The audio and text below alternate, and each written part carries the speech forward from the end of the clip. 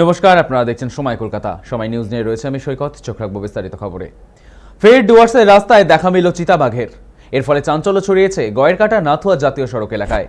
ডুয়ার্সের মোড়াঘাট জঙ্গল সংলগ্ন ওই সড়কে একটি বিশাল আকৃতির চিতাবাঘ দেখতে পাওয়া যায়। প্রত্যক্ষদর্শীদের দাবি, রাস্তার মাঝেই শান্ত ভঙ্গিতে বসেছিল চিতাবাঘটি। গাড়ির আলো পড়তেই সেটি ধীরে ধীরে গভীর জঙ্গলের দিকে ফিরে যায়। ঘটনার খবর ছড়িয়ে পড়তেই পার্শ্ববর্তী গ্রামগুলিতে উদ্বেগ ও আতঙ্কের পরিবেশ তৈরি হয়েছে। স্থানীয় সূত্রে খবর, এর আগেও এই রাস্তায় চিতাবাঘ ও বাইসনের উপস্থিতির কারণে একাধিক দুর্ঘটনা ঘটেছে। জঙ্গল ঘেরা এই নির্জন পথ দিয়ে প্রতিদিন বহু বাইক আরোহী ও যানবাহন চলাচল করে।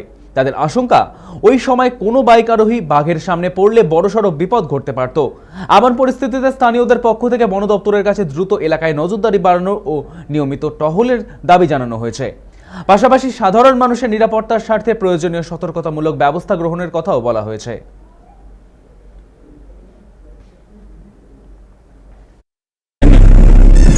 ব্যাক করেন না, ব্যাক করেন, ব্যাক করেন। আরে ব্যাক করেন না, তাড়াতাড়ি ব্যাক করেন। না ব্যাক করে, ব্যাক করে।